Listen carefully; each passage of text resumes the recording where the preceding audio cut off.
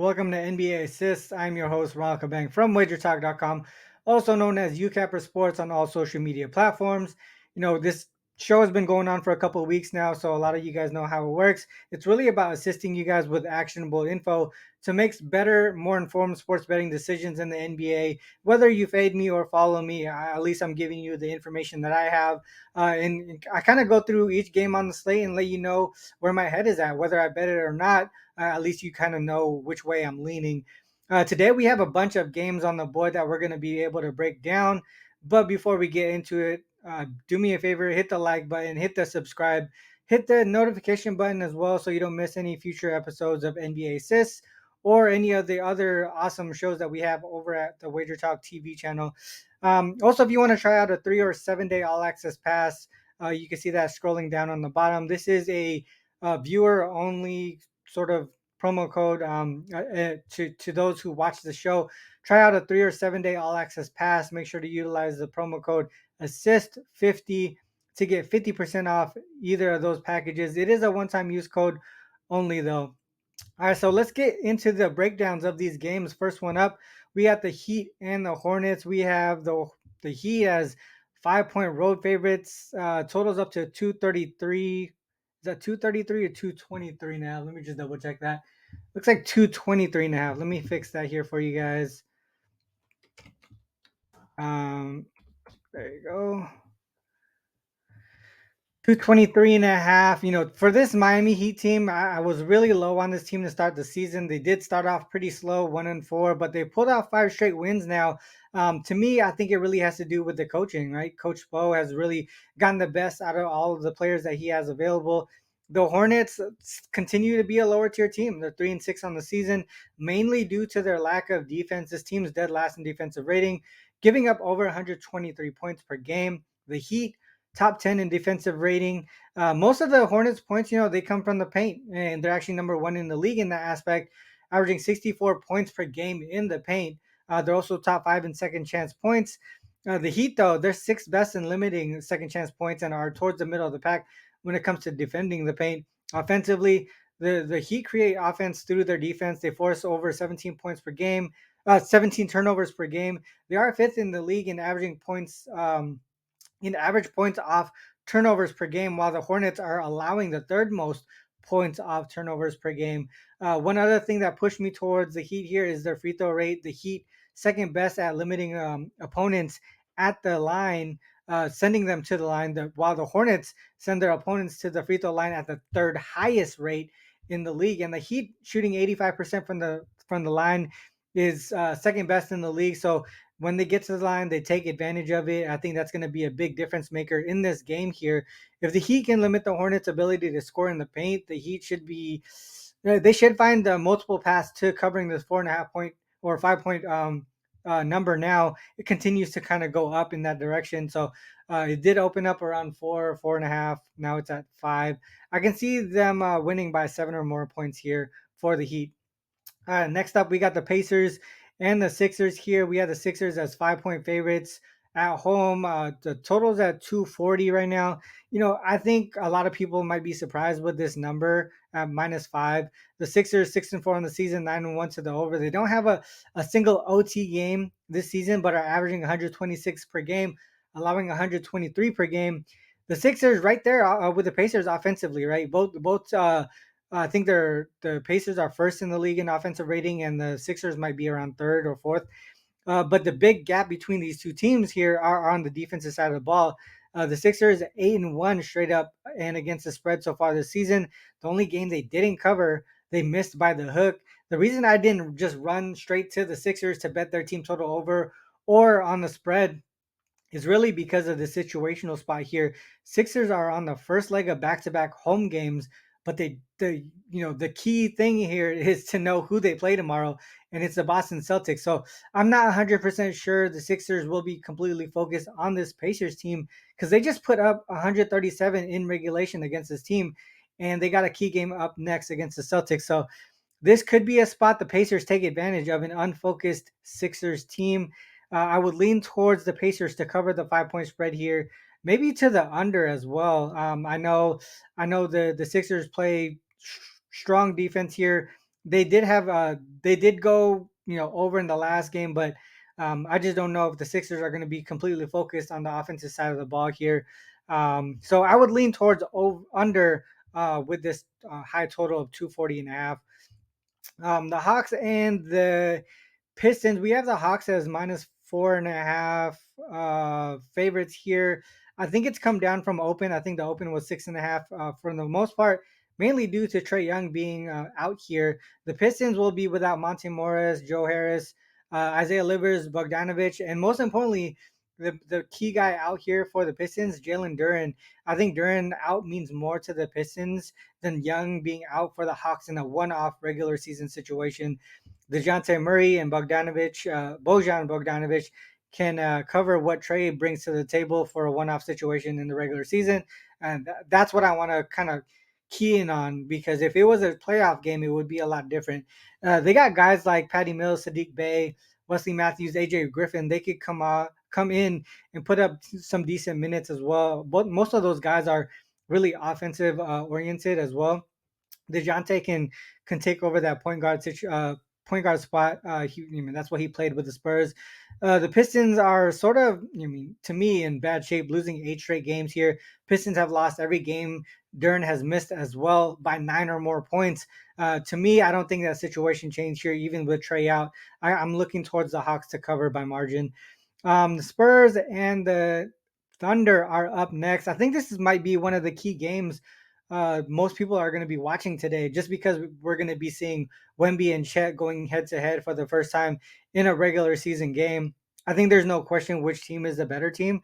The Thunder have the advantage both offensively and defensively. The other thing about the Spurs, too, they're going to be missing some key players. Trey Jones is going to be out. Keldon Johnson is now out. Jeremy Sohan is questionable, possibly a true game time decision. You're missing some key playmakers there in Trey Jones and Sohan. The Thunder potentially at full strength. The only way I can kind of look towards um, the only way I could look is really towards the Thunder in this one, potentially the team total over. I don't see much defense coming from the Spurs side in this one. They don't play. They both play a fast pace as well. I wouldn't take the full game over, only because I don't know what to expect from the Spurs offense without Trey Jones and Keldon Johnson. Also, potentially without Sohan. So I would just kind of throw them out of the mix there and kind of focus on what I think the Thunder can do, and I think they can score in this situation, especially with a bad Spurs defense. So for me, I would look towards the Thunder team total over, potentially the Thunder on the spread, but I would stay away from that just because it's double digits here. I would stay away from there. All right, next up we got the Magic and the Nets here. The Magic are 5-4 in the season. They've been covering at a high rate, but so have the Nets here. The Nets are 5-5 on the season, but 8-1-1 against the spread. This is first of a 4 game road trip for the Magic here. They're starting the road trip in back-to-back games. They have the Bulls tomorrow. They're already dealing with depth issues because of some injuries. Fultz, Carter, and Harris are all out for the Magic. Yeah, for me, I think the Nets are also dealing with some injuries. Simmons and Cam Thomas. Lonnie Walker has been, I think they changed his status from game time to in, so they have less injuries to deal with. But the thing with the Nets here is they've shown that they've been able to cover and win games without Cam Thomas and Ben Simmons. I think they can do that here. From a spread perspective, I think I don't think they move the line as much as people expect just because of what they bring to the table. But they have guys off of the bench who can cover in these one-off situations, and that's why the line doesn't move as much as it should be. On paper, I feel like this is pretty even matchup between the two teams, but you start to look at the situation, the Magic on the road, 29th in the league in offensive rating, and the Nets, you don't expect them to be favorites often, but when they are, they do take care of business. They're 2-0 straight up and against the spread as favorites so far this season. They beat the Hornets by 12 on the road. They beat the Wizards by 8 at home. For me, the main thing is I just don't think the Magic have enough firepower offensively to keep up with the Nets. I would look towards the Magic team total under in this one, or just go with the Nets minus the 3. The Mavs and the Pelicans. This one is pretty interesting. The line I feel like should be heavier towards the Mavs here. But one thing that I could think of is the Pelican, Zion really calling out this offense here, and that's why I'm kind of staying away from this one to see what the Pelicans do. The Pelicans on the season have been struggling on both sides of the ball, offensively and defensively. They're also dealing with a bunch of injuries, right? Larry Nance is out, Trey Murphy, CJ is out, Jose Alvarado out. Herbert Jones seems to be a true game time decision as well. So we don't know if he's going to play. The Mavs only have Kleber out on their injury list. 8-2 on the season for the Mavs. They've gone over their team total in every single game so far this season. Zion, like I said, spoke out about this team's offense, the Pelicans' offense. And the thing is, he called out the offense, but the defense has been struggling equally bad. They've lost 5 straight after winning 4 of their first 5 games. He definitely sounded frustrated about the offense. And like I said, they struggled on the defensive side of the ball. And you can't have your team's best player feeling, frustrated because that could affect the team, chemistry. But this could be a situation where they could potentially fix the offense. But like I said, they didn't talk about the defense, and that's where they're struggling. And, with the Mavs, really clicking offensively, going over their team total in all games so far this season, I can kind of see that happening again here. I would look towards the Mavs team total offense, team total over, and you kind of stay away from the Pelicans offense altogether. Whether they go, they fix the offense or they continue to struggle. We know the Mavs continue to click offensively, and the Pelicans defense might, continue to struggle because their focus really has been on the offense, fixing that offense. All right, let's look at towards the Blazers and the Jazz here. Blazers 3-6 to start the season. They've covered 5 of the last 6. This is a last of a 3-game Western Conference road trip. They have the Cavs tomorrow. The Jazz 3-7 on the season, 8-2 to the over because of their lack of defense. Opponents scoring over 121 points per game on them. Both teams really struggling with injuries as well, key injuries. Brogdon and Simons out for the Blazers. Kessler out for the Jazz. Collins is probable, so we should see him today. The Jazz, their offense tends to struggle on the road. They're only averaging 110 points per game on the road, but at home, they're averaging 120 points per game. And that's why the Jazz are 4-0 to the over at home, averaging a combined, 238 points per game, with their opponents. The Jazz also have been favorites just once so far this season. They were 2-point home favorites against the Grizzlies. They smashed them by 22. So I don't know. I know there's situations where teams shouldn't be favored, but could be a situation where the Jazz are favored for a reason. They just do much better at home offensively. Also, the Blazers, they're actually better offensively on the road and worse defensively on the road. So this could be a situation where we could see an over game. I know the total is 231. This could be an over game, or this could be to me, a Jazz game. I think the fact that they do better offensively at home and the Blazers do worse defensively on the road could be the reason why they're favored for a reason. So I would lean towards the Jazz here. I would lean towards the over. So let's look at the Clippers and the Nuggets here. Clippers, man, they're really struggling right now. They've lost, and failed to cover in 5 straight games. They are actually 0-5 straight up and against the spread on the road so far this season. The Nuggets, once again, without Jamal Murray, they're actually coming off a 104 to 107 loss to the Rockets. This is sort of a weird schedule spot for them. Also, a one-off home game before a long 5-game road trip. I feel like going back and forth between elevation isn't an easy thing to do. It's happened earlier this season where they had a one-off home game against the Jazz, and they failed to cover as 9-point home favorites there. This could be a similar situation where they failed to cover. I think the Clippers are too talented a team to really struggle consistently like this through the season. At some point, they're going to turn it around. I do not think I don't think they can do it against the Nuggets, but I don't know. To me, I can't back the Nuggets without Jamal Murray either. This could be an under type game. Both teams struggling offensively. The Clippers 7-3 to the under to start the season, and the Nuggets are averaging just 106 points per game in the last 2 games without Murray. So maybe a look towards the under and stay away from the spread there. Warriors and Wolves. We got 2 games left. The Warriors and Wolves is the next one. The Warriors, Looking for quick revenge here. The Wolves beat the Warriors in the same building just a couple days ago. Normally, I would be all over the Warriors in this spot, but Curry's game time decision status kind of scares me off. The Wolves also defense is the key for this Wolves team. They're number one in the league in defensive rating, and for good reason. They're the best perimeter defense in the league. They do it without sending their opponents to the line either. Opponents are just shooting 41.8% from the field, 31.3% from three, best in the league at both categories. Also, opponents are going to the line less than 20 times a game against them as well. That's third best in the league. This might be a tough situation, a tough head-to-head matchup for the Warriors. Pretty much, I am going to stay off of this game, but I can see the Wolves potentially winning this game outright, or maybe look towards the Warriors going under their team total. I think the Warriors' path to victory really is focusing on the defensive side of the ball. Maybe look towards a full game under potentially as well. I could see both teams really struggling offensively. That's just my way of looking at this game is both teams focusing on the defensive side of the ball. So maybe I'll look towards the under in some way, and I wouldn't be surprised if the Wolves win this game outright. Last game on the board here, the Grizzlies and the Lakers. The Lakers minus 4.5, 224 is the total. Both teams are really struggling with depth issues and injuries right now. Grizzlies, no D Rose, no Morant, no Clark. Tillman has missed the last few games. He's a true game time decision at this point in the day. The Lakers will be without Vanderbilt and Gabe Vincent. AD is probable, so we should see him on the court, and it looks like LeBron will be a true game time decision.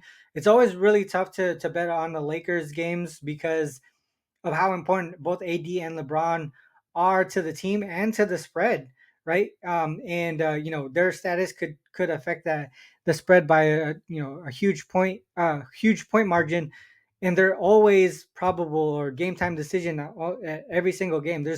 I don't think I've seen in the last couple of years. I haven't seen a game where neither one of them has been a game time decision or probable or whatever, some type of injury status on them. So that's going to be something to watch there throughout the day. The Grizzlies, they're coming off of just their second win of the season against and it happened to be against the Clippers. They don't play again until Saturday when they face the Spurs, so that's something to think about here in this game. So the starters, with not having to play until Saturday, the starters can really play heavy minutes here. And I talked about their depth issues, so that could be something that helps not having to play until Saturday. And the Lakers, on the other hand, they have a key divisional revenge game tomorrow against the Kings. So LeBron could potentially sit tonight and be ready for tomorrow in a more important game. A lot of the Lakers' points offensively come through the paint, and the Grizzlies are second in the league in defending the paint. They got Jaren Jackson there to really hold down the fort.